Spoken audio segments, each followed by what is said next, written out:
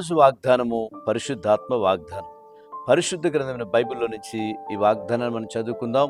యెషయా గ్రంథం 49వ అధ్యాయం 13వ వచనాన్ని మనం చదువుకుందాం.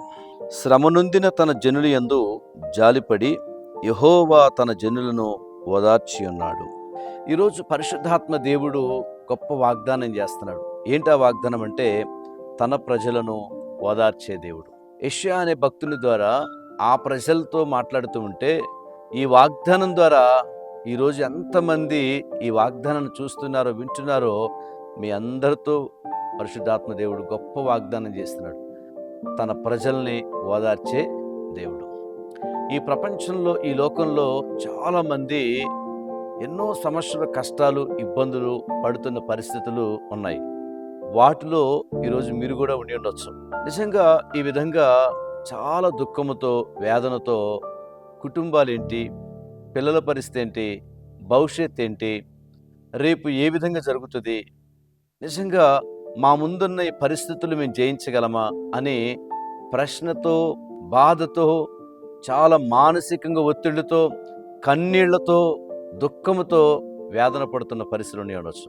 అలాంటి పరిస్థితుల్లో నా దేవుడు అంటున్నాడు, తన ప్రజలను ఓదార్చే దేవుడు. ఏ పరిస్థితుల్లో ఉన్నా సరే మన దేవుడు గొప్పవాడు. ఆయనే మనలను ఏం చేయగలడంటే, ఒక అద్భుతమైన విధంగా విడిపించగలడు. ఈరోజు నీ ముందు కొండల్లాంటి, పర్వతాల్లాంటి సమస్యలు ఉండి ఉండొచ్చు. నువ్వు అధైర్యపడాల్సిన అవసరం లేదు. నా దేవుడు నీకు సహాయం చేయబోతున్నాడు. అందుకే ఈ లోకానికి వచ్చి సిలువలో తన అమూల్యమైన రక్తాన్ని, విలువైన ప్రాణాన్ని నీ కొరకు, నా కొరకు, సర్వలోక మానవాళి కొరకు, ఈరోజు దుఃఖించి ఏడ్చే ప్రతి ఒక్కరి వైపు, ఈ వాగ్దానాన్ని చూస్తున్న మీ వైపు కూడా ఆయన మీ కొరకే ఈ లోకానికి వచ్చి శిలువ కార్యం చేశాడు. అందులో నుంచి మహత్తరమైనటువంటి ఆశీర్వాదము, మిమ్మల్ని తృప్తిపరిచి, సమాధానపరిచి, ఆరోగ్యం ఇచ్చి, మీ జీవితంలో గొప్ప విజయాలు తీసుకొచ్చే బ్లెస్సింగ్ ఉందండి. ఓ ప్రాంతంలో ఒక ఫ్యామిలీ ఉన్నారు. ఆ ఫ్యామిలీలో తల్లిదండ్రులు కుమార్తె ఉంటే, కుమార్తెకి పెళ్ళిడు వచ్చింది. సంబంధం చూశారు, అబ్బాయి బాగున్నాడు, రెండు కుటుంబాలు ఒప్పుకున్నారు. ఎంగేజ్మెంట్ అయిపోయింది. ఎంగేజ్మెంట్ అయిపోయిన తర్వాత వీళ్ళు చాలామంది చెప్పారు,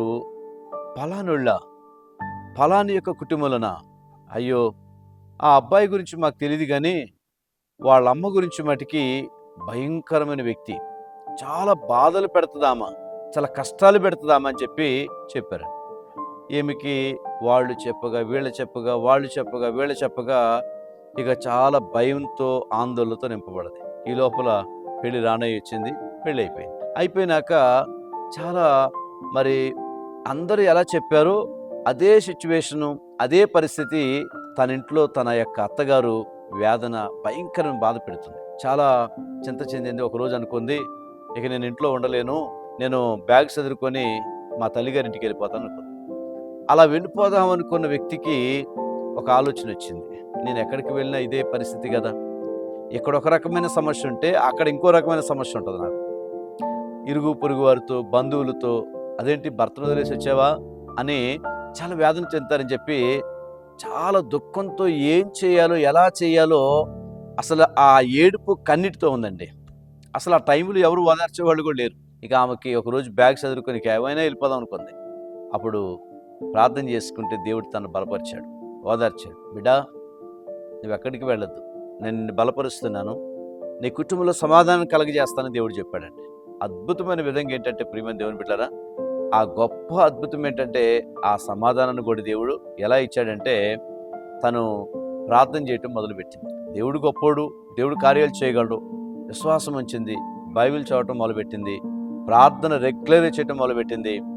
దేవుడు ఎలాగైనా కార్యం చేస్తాడని విశ్వాసం ఉంచింది. వారానికి 2 పూట్ల ఉపవాసం ఉంది.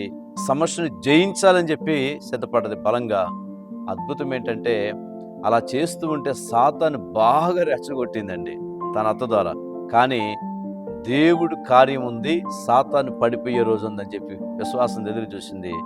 ఒకరోజు తనకు అర్థమైంది, నేనెంత బాధ పెడుతున్నా నా కోడలు కొంచెం కూడా అని చెప్పి, తనకు ఒక సమస్య వస్తే ఆ సమస్యలో, అనారోగ్యతలో తన కోడలు ప్రేమతో చూసుకున్నప్పుడు చాలా హ్యాపీగా, సంతోషంగా ఫీల్ అయిందండి. నేనే నిన్ను బాధ పెట్టానని చెప్పి తర్వాత ఎంత సంతోషంగా ఉన్నారంటే, ఆ కుటుంబంలో తల్లిగారింటికాడ ఉన్నదానికంటే ఒక రెండంతల సంతోషం వచ్చిందండి. బైబిల్ చెప్తుంది, దేవుని మీద ఆధారపడేవాళ్ళు దేవుడు ఖచ్చితంగా వాళ్ళని ఓదారుస్తాడండి. వాళ్ళ జీవితంలో ఓదార్చిన దేవుడు మీ జీవితంలో రకరకాల పరిస్థితులు ఉండి ఉండొచ్చు, మీ జీవితంలో కూడా ఓదార్చబోతున్నాడు. ఈరోజు ఎంతమంది బర్త్డే జరుపుకుంటున్నారో ప్రత్యేకంగా మీకు హ్యాపీ బర్త్డే చెప్తున్నాం.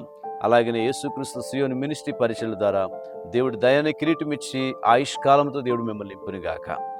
ఎంతమంది యానివర్సరీ చేసుకుంటున్నారు, ప్రత్యేకంగా మీకు హ్యాపీ వెడ్డింగ్ యానివర్సరీ, దేవుడు మిమ్మల్ని ఆశీర్వదించునుగాక.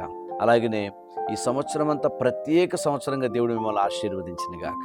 ప్రేమగల యేసయ్యా నీకు వందనాలు. ఎంతమంది ఈ వాగ్దానాన్ని చూస్తున్నారో, వింటున్నారో, క్లైమ్ చేస్తున్నారో, యేసుక్రీస్తు నామములో వారి జీవితంలో కలుగునుగాక. తన ప్రజలను ఓదార్చే దేవుడు వాగ్దానం చేశారు. నీ బిడ్డలు సమస్యల్లో, రోగాల్లో, జబ్బుల్లో, పరిస్థితుల్లో, అంధకారములు, దుఃఖములు, వేదనలు ఉంటుండగా యేసు నామములు గొప్ప విడుదల కలుగునుగాక ప్రార్థిస్తున్నాం. యేసు నామములు ప్రార్థిస్తున్నాం తండ్రి, ఆమేన్.